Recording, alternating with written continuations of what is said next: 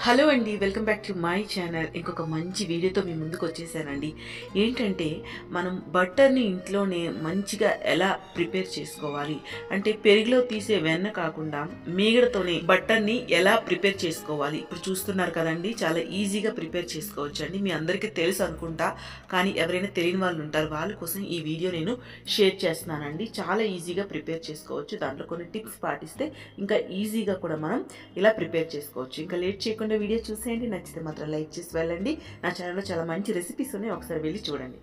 So ఇక్కడైతే నేను ఇలా మీగడ్ని ఒక బాక్స్లో వేసుకున్నా అండి.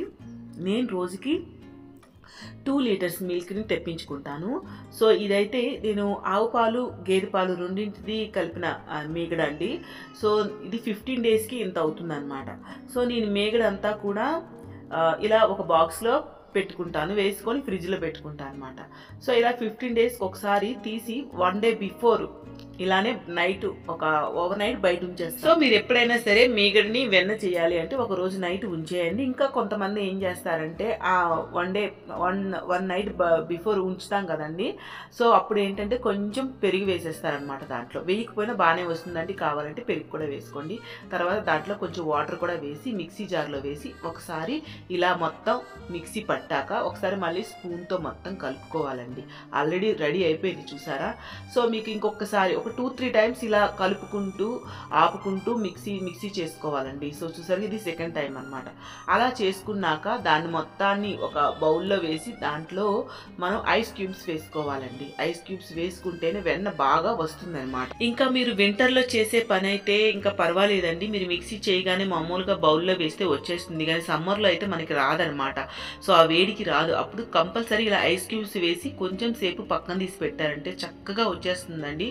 ఆ లోపల ఆ మజ్జిగలా ఉంటుంది కదా, అది వేరైపోయి ఇలా ఈజీగా మనకి బటర్ అనేది వచ్చేస్తుందండి. సో చూసారు కదా, మనకి చేతికి చేయడానికి ఒక బౌల్లో ఇలా బాల్లా చేసేటట్టు వస్తుందండి. సో మీరు ఇలా చేతితో చేసుకుంటూ బటర్ అంతటిని కూడా వేరు చేసుకోవాలండి. అయితే మళ్ళీ దీన్ని బటర్ ఇంకా మంచి టేస్ట్ రావాలి, తర్వాత స్మెల్ ఉండకూడదు అనుకుంటే ఈ బటర్ని అంతటిని తీసేసి దాన్ని మంచి నీళ్ళతో ఒక 3 to 4 టైమ్స్ అనేది మనం క్లీన్ చేయాలండి. అంటే వాటర్ వేస్తూ ఇలా కలుపుతూ వాటర్ వేసి తీస్తే ఆ దాంట్లో ఉంటుంది కదండి, ఆ స్మెల్ అంతా పోతుంది అనమాట. లేకపోతే ఒక కొంచెం స్మెల్ వస్తూ ఉంటుంది. అందుకని దీన్ని తీసేసి మళ్ళీ మంచి నీళ్ళలో వేసేసి అలా 3 to 4 టైమ్స్ మీరు క్లీన్ చేసుకోవాలి. సో చూసారు కదా, ఇలా ఎప్పటి వరకు అంటే ఆ నీళ్ళు అనేవి వైట్గా రాకుండా మనకి మామూలు మంచి నీళ్ళ వచ్చేంత వరకు కూడా 3 to 4 టైమ్స్ ఇలా కలుపుకుంటూ క్లీన్ చేసుకోవాలండి. తర్వాత వాటిని ఫస్ట్ టైం తీసిన దాన్ని మజ్జిగలా ఉంటుంది, దాన్ని అయితే పడేయకండి. అయితే దాన్ని చాలామంది ఏం చేస్తారంటే దాంట్లో నిమ్మకాయ వేసుకొని కొంతమంది తాగుతారండి. సో అది మంచిది అంటారు హెల్త్కి. సో నేనైతే ఎప్పుడు అది ట్రై చేయలేదండి. నేనేం చేస్తానంటే ఇంట్లో ఇలా ఇత్తడి సామాన్లు రాగి సామాన్లు ఉంటాయి కదండి, వాటిని అయితే ఒక 6 to 8 అవర్స్ దాంట్లో అది మునగకపోతే కొంచెం వాటర్ కలుపుకోండి, మునిగేటట్టు వేసి దాంట్లో మీ ఇంట్లో ఉన్న ఇత్తడి కానీ రాగి కానీ వస్తువులు కానీ వేసి ఉంచుకుంటే బాగా క్లీన్ అయిపోతాయండి. చూసారు, నేను ఎంత నల్లటి తీసాను, ఆల్రెడీ కొంచెం కలర్ మారడం స్టార్ట్ అయింది. ఒక 6 to 8 అవర్స్ దాని మీద మూత పెట్టి పక్కన తీసి పెట్టేయాలి.